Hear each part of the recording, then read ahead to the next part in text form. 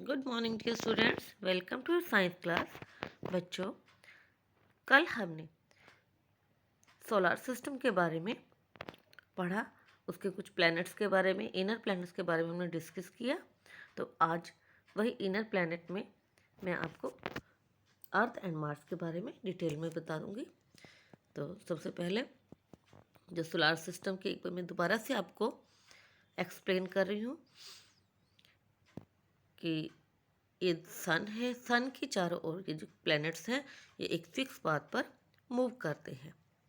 And ये जो सभी प्लैनेट्स हैं ये सन से इंक्रीजिंग ऑर्डर में डिस्टेंस पर है। तो हमारी जो अर्थ आती है वो थर्ड प्लैनेट है। तो पहले मैंने आपको मरकरी और वीनस के बारे में बताया। तो जो मरकरी है वो क्लोजेस्ट प्लैनेट है जो सन के बिल्कुल पास है। And it is so very hot, क्योंकि वो डे टाइम में बहुत ज़्यादा हॉट होती है और नाइट में कूल हो जाती है। वहाँ टेम्परेचर बहुत ठंडा हो जाता है।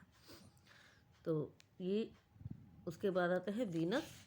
वीनस जो है उसको वो लगभग अर्थ के साइज का ही है और अर्थ की तरह ही लगता है,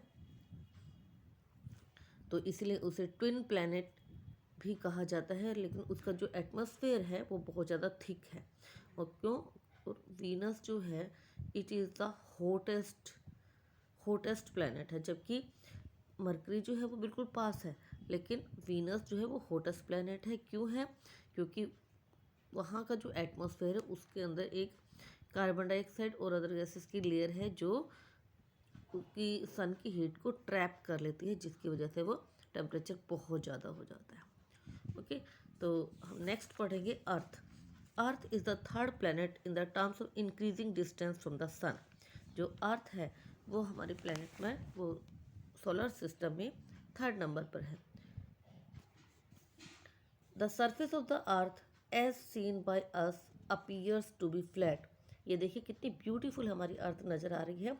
और जो अर्थ का जो सरफेस है वो अगर हमें वैसे जो साइंटिस्ट हैं उन्हें फ्लैट दिखाई देता है, हमें फ्लैट दिखाई देता है। This is due to its large size, क्योंकि इसका साइज बहुत बड़ा है। And it appears like a beautiful blue and green spherical ball की तरह। देखो, ग्रीन और ब्लू बॉल की तरह नजर आ रही है। This is due to reflection of the sunlight from water. Because of this, और जो अर्थ है इसलिए इसे हम ब्लू प्लैनेट भी कहा जाता है। नेक्स्ट आता है रेवोल्यूशन एंड रोटेशन। अर्थ जो है वो सन के चारों ओर भी मूव करती है और अपने खुद के चारों ओर भी, खुद के एक्सिस पर भी मूव करती है। दिस इज, ये देखिए, ये दिस इज रोटेशन। जब वो अपने एक्सिस पर मूव करती है this is called rotation and changes of day and night. तो इससे डे एंड नाइट बनते हैं। आप देख पा रहे हो कि जहाँ जो इसका साइड सन की तरफ है वहाँ डे है, और जो साइड सनलाइट रिसीव नहीं कर पा रहा वहाँ नाइट होती है। This is called rotation. और ये 24 आवर्स में एक रोटेशन कंप्लीट करती है। मीन्स हाफ पार्ट में, ये देखिए, ये यहाँ डे है जो सामने है बिल्कुल सन के, जहाँ सनलाइट जहाँ जा रही है दिस इज़ डे। एंड उसका जो पीछे जो डार्क आपको नज़र आ रहा है वह वहाँ नाइट है, क्योंकि वो सनलाइट रिसीव नहीं कर पा रहा। तो ये हाफ रोटेशन 12 आवर्स की हो गई। तो 12 आवर्स का डे एंड 12 आवर्स की नाइट होती है। तो this is called rotation of the earth and revolution. Revolution क्या होता है? The revolution when earth moves around the sun. वो सन के चारों ओर जब मूव करती है दिस इज कॉल्ड रिवोल्यूशन।